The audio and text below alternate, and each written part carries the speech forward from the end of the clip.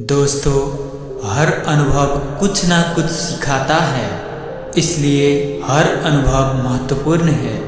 हम अपनी गलतियों से ही सीखते हैं। जो बुद्धिमानी से जिए उन्हें मृत्यु का भी भय नहीं होना चाहिए। दोस्तों, लोग समझते हैं कि ये दुनिया सत्य है। लोग मृत्यु को असत्य मानते हैं, पर मृत्यु जीवन का एक सत्य है।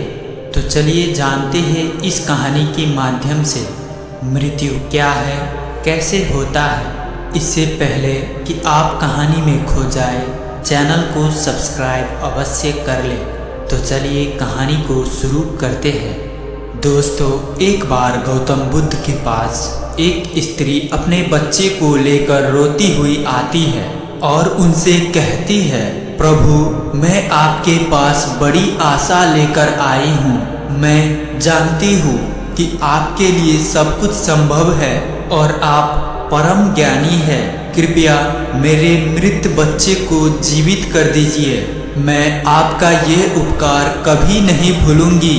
उस स्त्री को बुद्ध के पास उन लोगों ने भेजा था जो बुद्ध से ईर्ष्या करते थे। उनका उद्देश्य था कि बुद्ध सभी की नज़रों में गिर जाए। उस स्त्री के पुत्र की मृत्यु वास्तव में हुई थी, परंतु वो नहीं जानती थी कि उसका और उसके पुत्र का इस्तेमाल बुद्ध को नीचा दिखाने के लिए किया जा रहा था। उसे तो बस ये बताया गया था कि बुद्ध सच में उसके पुत्र को जीवित कर सकते हैं। वो स्त्री कहती है कि कहिए ना प्रभु, आप मेरे पुत्र को जीवित कर देंगे ना। वहाँ उपस्थित सभी लोग बुद्ध के उत्तर का इंतजार कर रहे होते हैं। बुद्ध कहते हैं, हाँ, मैं तुम्हारे पुत्र को जीवित कर सकता हूँ। बुद्ध की बात सुन वहाँ उपस्थित सभी लोग बहुत चौंकते हैं और वो स्त्री बहुत प्रसन्न होती है। बुद्ध कहते हैं, परंतु तुम्हें एक कार्य करना होगा। वो स्त्री कहती है, क्या करना होगा मुझे प्रभु? बुद्ध कहते हैं, तुम्हें एक मुट्ठी सरसों के दाने लाने होंगे। वो स्त्री कहती है, मैं अभी लेकर आती हूँ प्रभु। बुद्ध कहते हैं, परंतु ध्यान रहे, सरसों के दाने ऐसे घर से लाने हैं जहाँ कभी किसी की मृत्यु ना हुई हो। वो स्त्री उसी क्षण सरसों के दाने लेने के लिए अपने गांव में चली जाती है।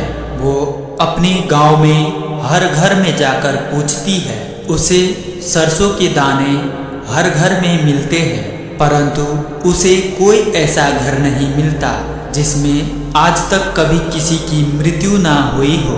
वो स्त्री समझ जाती है कि मृत्यु जीवन का एक ऐसा सत्य है जिसे कोई नहीं बदल सकता। वो स्त्री बुद्ध के पास जाती है और कहती है, मैं इस बात को कहीं ना कहीं तो जानती थी, परंतु स्वीकारना नहीं चाहती थी। आपने बिना कुछ कहे ही मुझे इस सत्य से अवगत करा दिया। बुद्ध कहते हैं, जो जन्मा है उसकी मृत्यु निश्चित है और यही प्रकृति का नियम है। चाहे कोई सुंदर हो या कुरूप हो, या बूढ़ा हो या जवान हो, मृत्यु सभी को आनी है। बुद्ध कहते हैं, ये संसार जिसे हम यथार्थ मानते हैं, ये दुख और पीड़ा का क्षणभंगुर खेल है। जो जन्मा है उसकी मृत्यु निश्चित है। दोस्तों, आज की इस महात्मा बुद्ध की कहानी से हम ये समझे कि हम मृत्यु को लेकर बहुत चिंतित हो जाते हैं। हम सोचने लगते हैं कि मृत्यु नहीं होना चाहिए था, पर दोस्तों, जीवन और मृत्यु, जो जन्मा है उसका मृत्यु निश्चित है और यही प्रकृति का नियम है।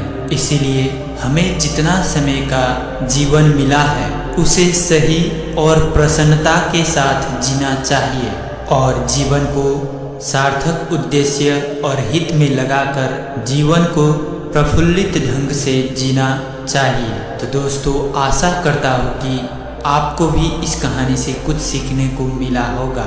और साथ ही साथ कहानी पसंद आई होगी तो इसे अपने दोस्तों और परिवारों के साथ साझा अवश्य करें। तो इसी तरह कहानी को समाप्त करते हैं।